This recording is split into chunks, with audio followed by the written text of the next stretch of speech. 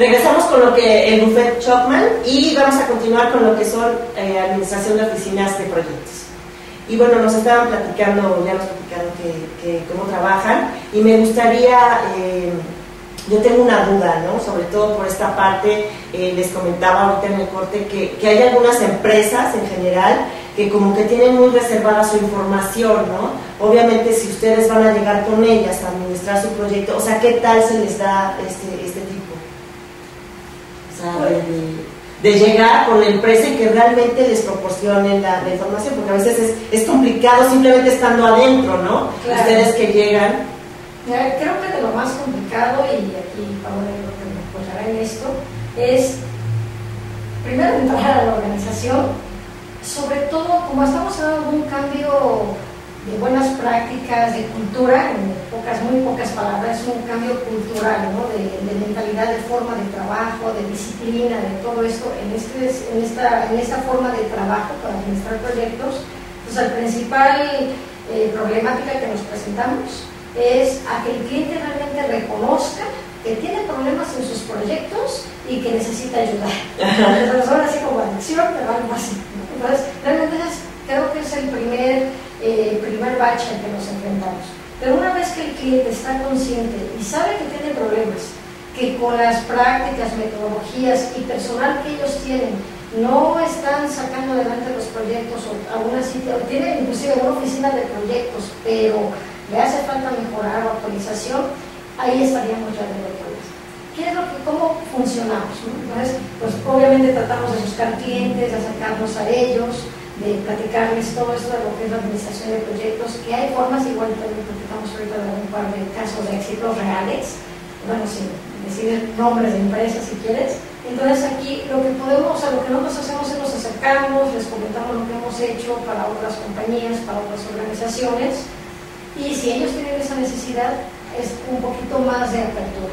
Y a partir de ahí sería empezar a hacer un diagnóstico, cuáles son las problemáticas, visitar inclusive los proyectos para ver el tipo de problemáticas, hablar con el lado del cliente para ver cuál es la percepción del cliente y después cuál es la percepción interna del líder, del director, inclusive de los recursos. O sea, como que tenemos que tocar base con todo el mundo para realmente entender cuál es el problema.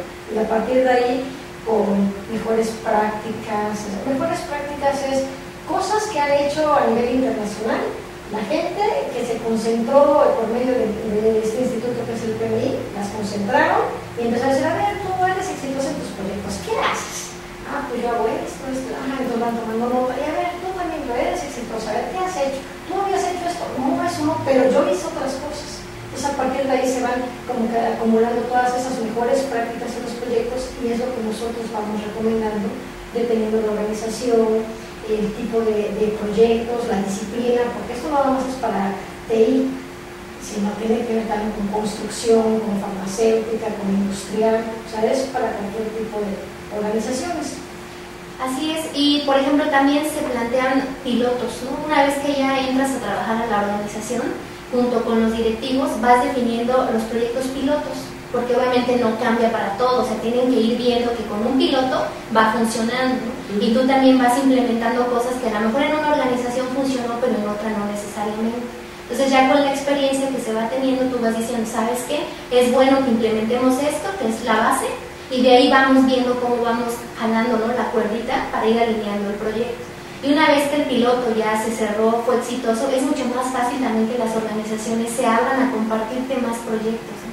Esto nos pasó, eso fue un caso real, en donde trabajábamos juntas desde hace 7 años en una empresa, en donde empezamos igual con un piloto, y ese piloto fue los proyectos de cierta línea de negocio, teníamos que administrarlos. Entonces se tomó una fotografía inicial de cómo eran los proyectos en ese momento, se fue trabajando con las mejores prácticas, y cómo llegamos, ¿no?, al final de 4 o 5 años, que fue cuando cerramos la participación con la empresa.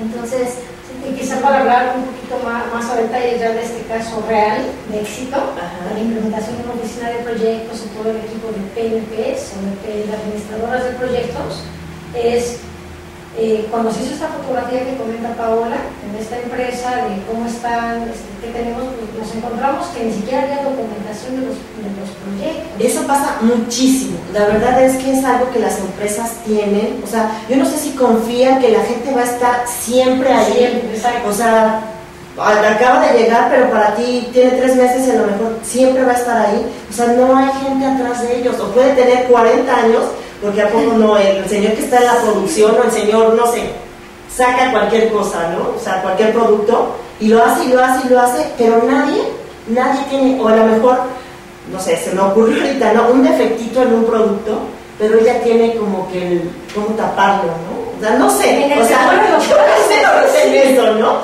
O sea, y cuando el señor no va, o la persona no va, oye, ¿y dónde está Panchito? Porque Panchito arreglaba esto. Y eso, por ejemplo, aquí en TI, todo eso de TI TICS, o sea, es clásico. O sea, no hay documentación, es más, para acabar pronto. A veces ni siquiera el alcance lo tenemos definido. Se contrata un proyecto, nos arrancamos con un proyecto y decimos, sobre la marcha vamos definiendo qué necesitamos, ¿no? Pero es parte de las prácticas que nosotros empezamos a implementar, es a ver, primero hay que definir un principio, un fin, qué sí hacemos, qué no hacemos, y si esto que no hacemos de repente necesitas que sí hagamos, cómo vamos a controlar estos cambios, ¿no? Estos cambios de alcance, de costo, de equipo, etcétera, ¿no? Desde ahí es como empezamos, así es como vimos en este caso de éxito, que no se tenía además un plan de trabajo, aquí estamos un poquito más técnicos, un cronograma de las actividades que tenemos que hacer, el alcance, ni siquiera a eso llegábamos, ¿no? Obviamente, bueno, ya hablando de indicadores como PMO, pues lo que nosotros empezamos a medir es que de esta línea de negocio específica para la organización, pues se tenía una utilidad de -2. Claro, obviamente, claro. La empresa seguía en pie porque tenía otras líneas de negocio que apoyaban. Sí, que luego no se dan cuenta, ¿verdad? No han encontrado dónde están perdiendo. Exactamente, entonces, bueno, con este diagnóstico, todo el estudio, todo el esquema que se les fue proporcionando, se empezaron a hacer pilotos, como bien dice Pau, más o menos a los 6 meses. También para implementar las oficinas de proyectos se pueden hacer en varias fases. Por ejemplo, la primera fase comúnmente, que es por la que todo el mundo empezamos, es definir toda la documentación que se necesita, los procesos, o sea, procesos es las actividades, la secuencia de las actividades, de cómo se deben de hacer y cómo se deberían ir haciendo para empezar a armar estos procesos, para alinearlos, que todo el mundo trabaje igual, ocupe el mismo formato para ciertas partes del proyecto, ¿no? Entonces, desde ahí es donde se empieza a hacer solamente documentación y empezar pues, a tratar de que la gente se les invite a las personas, a los equipos de trabajo, a que lo ocupen. Una segunda, eso más, depende de cómo está la empresa, puede durar de 1 mes, 2 meses, hasta 6 meses, como es el caso de este que comentamos. Ya una vez que esa parte de la reencargo, decimos, bueno, ya pasamos el primer nivel, así como en los videojuegos, así igual. Entramos al segundo nivel, ¿no? Y el segundo nivel ya es, empezamos a integrar a estas personas que son las PMP, las administradoras de proyectos, para que entonces ellas empiecen, ahora sí, a asegurarse que ya no es opcional, sino que ya todos los proyectos se alineen a esta nueva forma de trabajo, a estos nuevos formatos, que todos llenen ciertos formatos los que se hayan establecido para cada organización. Incluso el lenguaje, también las personas que están en un proyecto comprenden ya el lenguaje en el que nosotros vamos hablando, ¿no? De qué es un proceso, qué es un procedimiento, qué es un plan de trabajo, qué es un proyecto incluso, porque muchas personas también a veces no saben ni qué estamos haciendo, ni qué es un proyecto, ¿no? Entonces logramos que todas las personas que participan en los proyectos tengan los mismos conocimientos y conceptos, ¿no? Para entender la parte de administración de proyectos. Sí, que como que digamos a evangelizar, ¿no? Y también un poquito para cambiar mentalidad, cultura, y sobre todo para que cuando hablemos de un proyecto como ese Pau, todo el mundo pensemos en lo mismo. Y además aterrizado al tipo de negocio, a lo que ellos se dedican, al tipo de proyectos que cada organización tiene, porque son muy diferentes, los de cada disciplina o cada organización. Ya una vez que esto también brincamos aquí en este caso de éxito, más o menos al año y medio, volvimos a hacer las sí toma un tiempo, ¿no? Eso es lo que también las empresas tienen que ver, porque también no quieren que de la noche a la mañana digan, no es que no veo ningún resultado, ¿no? Porque hay cambios, los cambios llevan tiempo en todo. Así es. Resultados más rápidos que nos ha constado y que hemos vivido ha sido en 1 año la oficina ya está implementada hasta el 3er nivel. pero todavía podemos tardar, como en el caso hasta 5 años, ¿no? Para realmente lograr rendimientos, ¿no? Y sobre todo indicadores que a la dirección son atractivos como la rentabilidad, la utilidad de los proyectos, ¿no? Básicamente. Sí, que al final de cuentas tienen que ver, o sea, bueno, al término de lo que se programó, o sea, planeó desde un principio, que están, como dices, en la parte de la rentabilidad, ¿no? O sea, pueden ver que, o sea, no veían ellos dónde estaban perdiendo. Y al momento de que invierten en este tipo de administración de proyectos, al final, sí, se dan cuenta. Aquí, nada más para que vean, ¿no? De que empezamos, hablamos de un menos 2% de utilidad en esta línea, a los 2 años teníamos el 10% de utilidad, ya poquito, y a los 5 años, 4 años, más o menos que ya se hizo la última medición y que ya caminaron solitos, ya sin coaching, estuvimos cerrando con el 25-28% de utilidad. Realmente pues hay una utilidad de 30% de diferencia.